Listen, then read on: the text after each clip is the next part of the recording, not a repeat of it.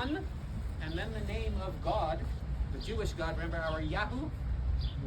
So that name, Ve'yishmerecha, and guard you, protect you. And then it continues. May the Lord or God shine his face upon you and give you peace. Now Joe needs to help me out, because you're a Kohen. You know these verses very well. These are the verses in the book of Numbers, beginning in chapter 6 or the end of chapter 5, I don't remember, but it's there. And the interesting thing is that this is a quote from the book of Numbers, a quote of the priestly blessing as it's known, but not written exactly in the same way. What we have here, there are 3 blessings. One of 3 words, one of 5 words, and one of 7 words. And what they have here is the first blessing of 3 words, and the second and the third combined together, as if they skipped in the middle, which happens quite a lot when people copy things, especially when we copy things and we have identical words in 2 different sentences. We sometimes skip from one to the other or accidentally copy it twice. So here what we have is someone that skipped from the middle of the second to the middle of the third. But okay, which actually teaches us that all of them exist. So at the end of the first temple period, a moment before the destruction of Jerusalem by the Babylonians, what we have here is a tomb with a blessing from the book of Numbers. Why is that so important? It goes like this. In biblical criticism research, it's a research that started in 19th century Germany. They actually identified different parts of the biblical narrative as from different periods. And the part that is known as the priestly one is considered the newest of them all. And what the main claim was in the 19th century is that it is from the Second Temple period.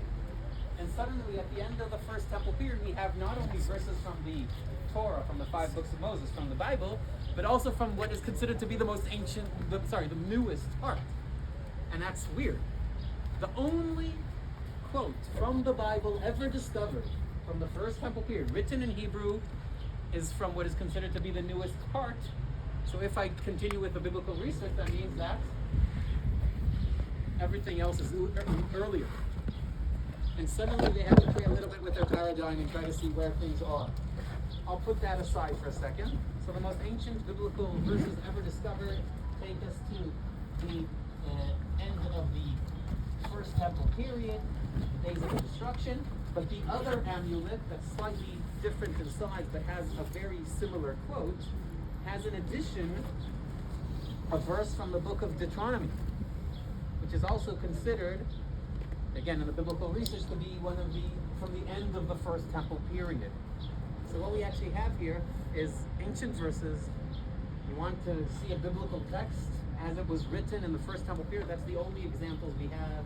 2 small silver pieces rolled around themselves that were thrown right here. How did it reach here? Apparently there was a string through them, and this was actually a necklace, and it was worn as a protective amulet or something like that. And when the person was buried, he's buried with it, or she, by the way. And then when the bones are collected, it all happens together. And that means that maybe things were a little bit different than we usually think, as we can identify it right now in this area. There are a few more interesting things happening here. One of them is, who can afford this thing? Okay, remember in the city we noticed that the majority population are apparently the rich? I'll make it really mean. The upper 2% of population maybe in their financial abilities. Let's count all the graves we have, all the tombs discovered, 145 tombs from the First Temple period. Let's assume that in each and every one of them they were able to reuse and reuse and reuse. We will get to a few thousand people that were buried, because most of the caves are much smaller than this big one. No chance that in Jerusalem during a few centuries there were just a few thousand people, right? Yes. Which apparently means that the majority population couldn't afford such a thing. Where are they buried? Dig something in the dirt, Whatever. put the body inside, and goodbye. You come a year later, you don't even have any way to identify the spot. all the way that in later rabbinic lore and descriptions, they will say that the biggest problem is a grave that got lost. Because of the impurity laws, if that's left somewhere, there might be full areas that we don't know are there tomb sites or not. Actually, when we have the caves, it's much easier because we can identify them. So the majority population apparently didn't have such thing, and were just buried in some plots, and that's it. This is for the richer people. The richer people usually have more jewelry, earrings, necklaces, and so on. Again, not only men, not only women, but also men apparently. And what we can go here is into the moment that someone is dying, buried, collecting the bones, reusing the spot for the next person. So is this a family? Maybe. Is this something more public? Who knows? Hard to tell. Okay, so what immediately people offered, because this is the priestly blessing from the book of Numbers, then this is apparently graves of priests. That is a nice idea, but there's no way to prove that. And as someone that is not a priest, I have to admit, I would love to have wear such an amulet with the blessing of God upon me, so I don't have to be a priest to say that. No, but they are in the upper class. Okay.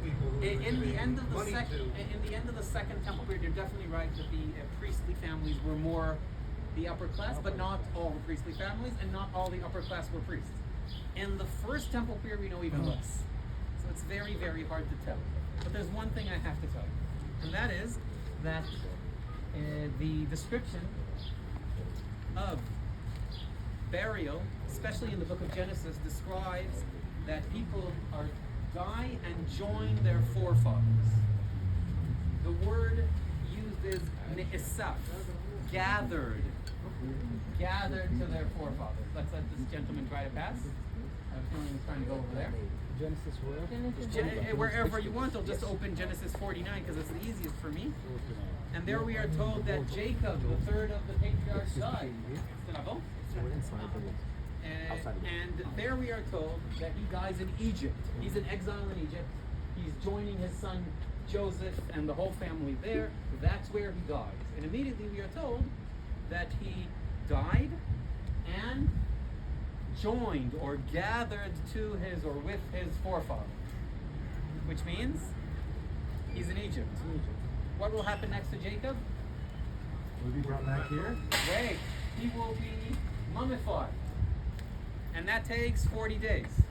And then all of Egypt cried and wept for his memory in the next 70 days. He's been dead for more than 100 days and wasn't buried yet. And then there'll be a huge parade for his funeral all the way to Hebron to bury him in the forefathers in the patriarch's grave.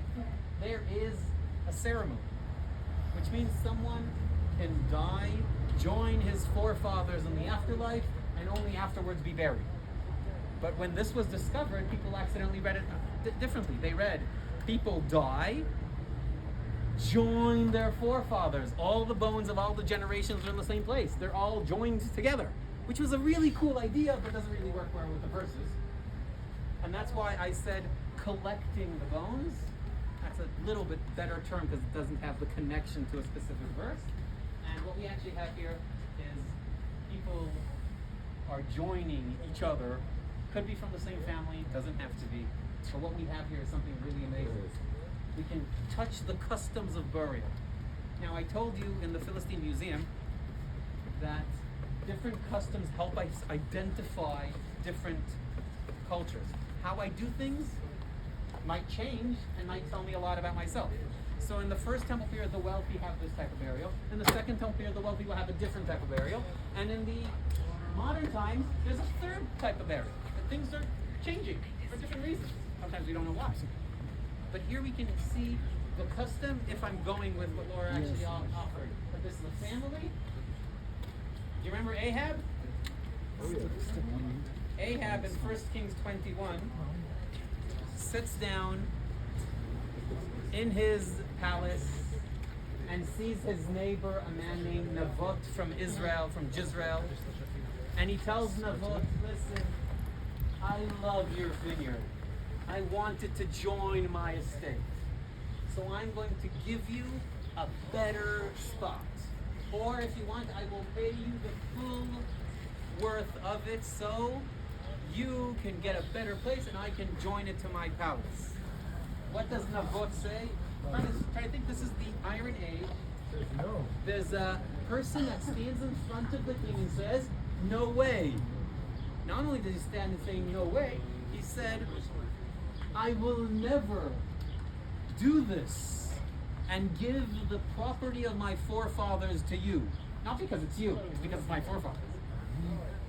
And if we go with that, that apparently means that in a family's property, especially in a wealthy family, they have the houses they live in, the fields and orchards that they own, and maybe most important, the burial sites.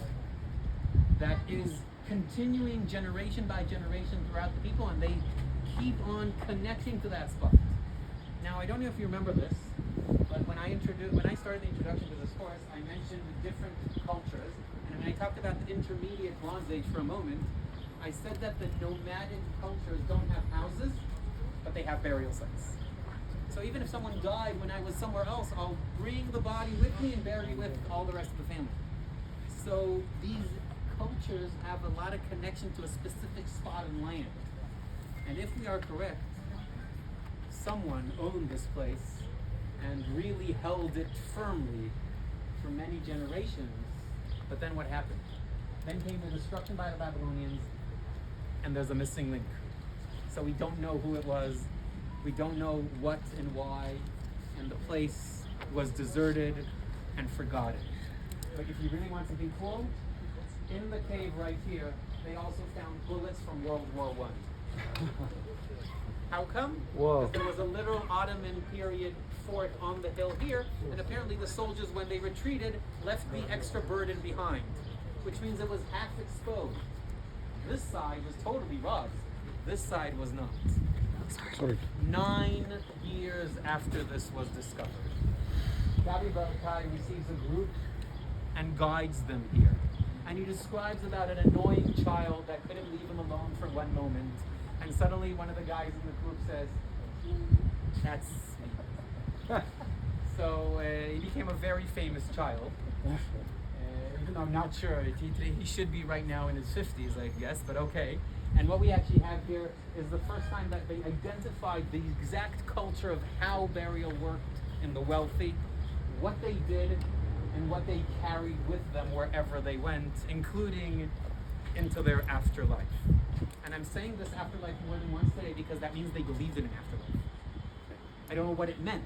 I don't know what it looked like. But if they go with their jewelry and things with them, it means they think there's somewhere something that happens after death, and that's not a full stop. Actually, finish with this, in the Egyptian world, when you die, that's the goal of life. Ooh. Everything. You take everything with you to the afterlife, and you know what happens? You will be weighed. You will be checked. Were you a righteous person or not? How do they weigh you and check you? They take the heart of the deceased, put it on the scale, put his good deeds or bad deeds on the other side, and check which one is more weighed. And then it's something amazing that happens in the book of Exodus. Because during the plagues of Egypt, every time we are told that the heart of Pharaoh became heavier. And that means he's a mean person and he won't go into the good afterlife. So in the Egyptian world, when your heart is heavy, that's a bad thing. And here the Bible laughs at them, of course, and makes his heart heavier and heavier and heavier, until of course he'll be doomed into the Red Sea, and that's the end of Pharaoh. So the cultures intermingle and tell a story one to each other, and cross-cultural connections, of course, happen.